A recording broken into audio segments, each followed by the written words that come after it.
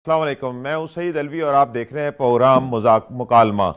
नाज़रीन, आज के मुकालमे में हम शामिल करेंगे मरीम नवाज का दौरा है चीन। इसके अलावा पीटीआई हुकूमत मुज़ाकरात कभी हाँ कभी ना की खबरें आ रही हैं। रियासती इदारों के खिलाफ प्रोपेगेंडा करने वालों को गिरफ्तार किया जा रहा है। असद कैसर ने कहा है कि हुकूमत के साथ मुज़ाकरात की खबरें जो हैं मैं उसको मुस्तरद करता हूँ। और फिर नादरा के डायरेक्टर जनरल की डिग्री जैली मुलाजमत से फारग कर दिया गया। बल्दियाती इंतखाबात कब तक हो रहे हैं और इसके अलावा अगले 15 रोज़ के लिए पेट्रोल के बारे में कहा जा रहा है कि महंगा हो रहा है। फिर केपी वज़ीर आला गंडापुर का लियाकत बलोच के साथ टेलीफोनिक रबता।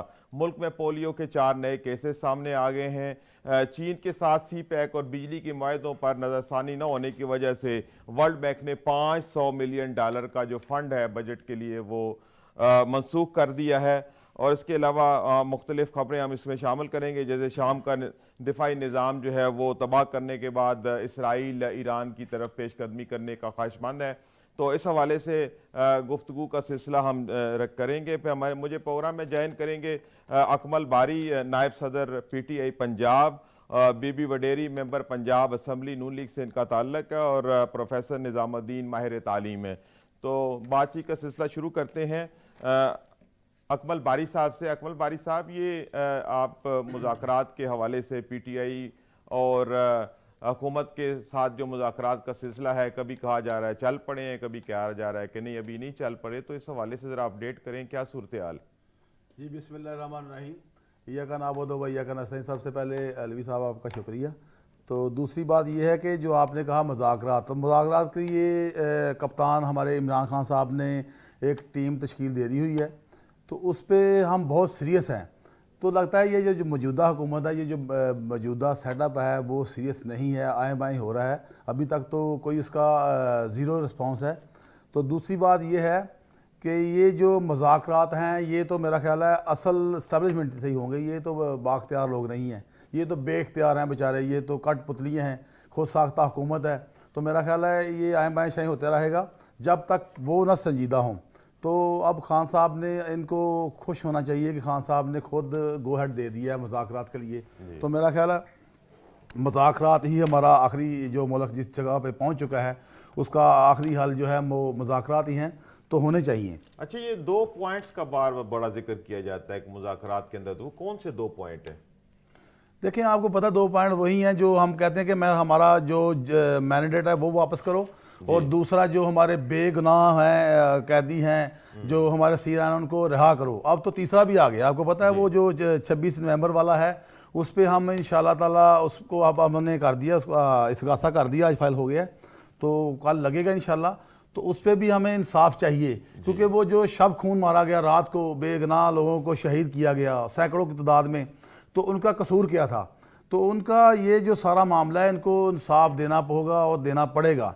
और हम हमारा आखिरी और ये सवाल चलता रहेगा कि गोली क्यों चलाई और किसने चलाई। जी बिल्कुल। अच्छा, वकास अकरम साहब ने कहा आप लोगों की तरफ से, PTI की तरफ से, कि मुज़ाकरात में कोई लचक नहीं दिखाएंगे। अगर लचक नहीं दिखाएंगे तो फिर मुज़ाकरात कैसे कामयाब होंगे? देखें जी, लचक की जो बात है वो मुज़ाकरात तो सीधे सीधे ही आपने अभी जो पॉइंट पूछे हैं तो उसी उन्हीं पॉइंट पे बात होगी। तो लचक तो इनमें ही है ना कि देखें, पहले हमें मैंडेट चाहिए हमारा वापस। दूसरा ये है कि जो हमारे बेगुनाह कैदी हैं जो 2 साल से बेचारे कैद काट रहे हैं, जो सारा निज़ाम चल रहा है वो हम कह रहे हैं वो भी रिहा करो। तो अब ये जो वदेला कर रहे थे कि मुज़ाकरात होने चाहिए, मुज़ाकरात होने चाहिए, तो अब वो कहाँ हैं लोग?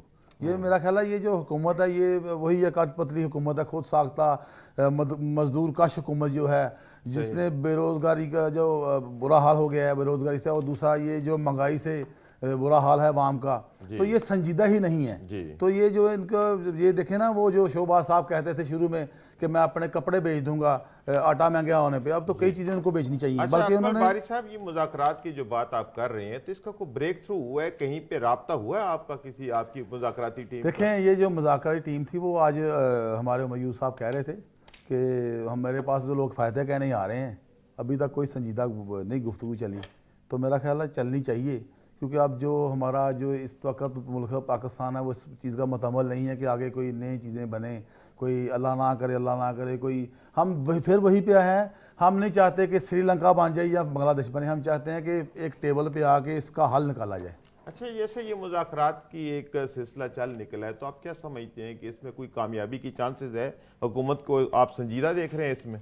जी नहीं करेंगे तो फिर अब दमादम मस्कल अंदर है। अब तो आखिरी बातें हैं इंशाल्लाह। अब तो आखिरी राउंड चल रहा है और इंशाल्लाह हमारे कप्तान इमरान खान साहब जीते नज़र आ रहे हैं। ये सारी चीज़ें जो हैं उनके पास मैंडेट भी है। मेरा ख्याल अब तो 90% वाम उनके साथ जा चुकी है, तो ये मानना पड़ेगा। नहीं तो ये देखें जो मुल्की हालात हैं जी जो इन्होंने कर दिए, जिस दहाने पे मुल्क को ले आए हैं। जी। अच्छा, ये अभी थोड़ा पीछे चलते हैं इस्लामाबाद एहतजाज की तरफ। तो जब ये बात हर तरफ से ये बात खबर आ रही है कि बानी चेयरमैन ने तो मना किया था उनको को आप डी चौक ना जाएं, फिर भी आप डी चौक गए हैं, तो ये क्या मामला हुआ है? उस वक्त को मिसमैनेज हुई हैं चीज़ें? देखें ये सारी मिसमैनेज फैलाई जा रही है।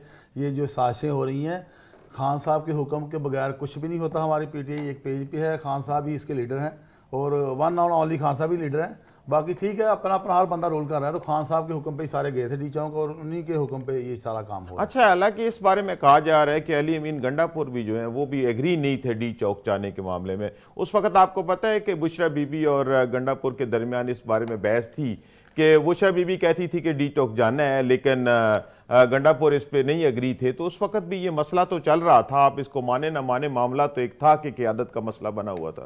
देखें ये जो आपने कहा ना, मेरी बात सुने, मैं अली अमीन गंडापुर का जिम्मेदारी में हम अपनी बात करेंगे। तो दूसरा जो बुशरा बीबी हैं वो हमारी मादरे मिल्लत हैं। तो जो उन्होंने कहा वो खान साहब ने कहा, वो खान साहब की तर्जमानी कर रही थी क्योंकि ये फेयर चीज़ें थी। तो अगर गंडापुर ने कुछ ऐसा किया है या जो भी है वो तो खान साहब जाने और वो जाने, और इंशाल्लाह ताला खान साहब जब आएंगे। नहीं, लेकिन बारी साहब आप ये भी तो देखें ना कि बानी चेयरमैन की तरफ से तो ये कहा गया है कि ठीक है आप संज्ञानी तक रहें, डी चौक के मामले में ना पड़ें, लेकिन फिर उस वक्त तो मिसमैनेज हुई चीजें और खान की बात को नहीं किसने कहा माना आपको गया। संज्ञानी था? खान साहब ने कहा था डी चौक में आपने जाना है, वहाँ पे आपने धरना भी देना। और ये जो जालम हुकूमत है, ये जो हम पे ज़बरदस्ती की मसलत हुकूमत है, देखें हमारे मासूम लोग थे वहाँ पे बैठे हुए थे, वो गोली तो नहीं चला रहे थे, वो मज़ामत नहीं कर रहे थे। तो उनको पहले आप कह रहे हैं पुरअमन रहें और उसके बाद उनके पे गोली चला दी गई, रात को अंधेरा किया गया और उसके बाद उनके पे गोली चला दी और सैकड़ों में शहीद कर दिए गए। तो ये साफ देना होगा। अच्छा, ये हमारा शहादतों हर के जगह मामले पे में भी देखें सुने, हर जगह अच्छा, पे शहादतों के मामले में भी तो बड़े तजादात हैं, वो सैकड़ों से लेके दर्जनों तक, दर्जनों से चंद अफराद तक। जो भी आपकी पर्सनैलिटी है, जो भी रहनुमा आपका पीटीआई का बोला है इस वाक़े के बाद, एक डिफरेंट फिगर लेके आया और अवाम कहती है कि अल्लाह जाने ये सैकड़ों से फिर दर्जनों में, दर्जनों से फिर एक आध दो बंदे पे बात, ये क्या मामला है? अब सुने अलवी साहब, अब तो रिपोर्ट शाया हो चुकी है, जो सारा हमारा मवाद था, डाटा था, वो हमने शाया कर दिया है। तो उसमें देखें 200 के करीब जो है ना, 200 के करीब जो लोग हैं वो मिसिंग हैं। तो वो कहाँ पे गए, वो इसका साफ देना होगा। और दूसरा जो सैकड़ों में गाड़ी हैं वो भी मिसिंग हैं। अभी तो सारी रिपोर्टें आ रही हैं ना, अभी किसने कहा दर्जनों में है, ये सैकड़ों में है, दर्जनों में वो लोग हैं।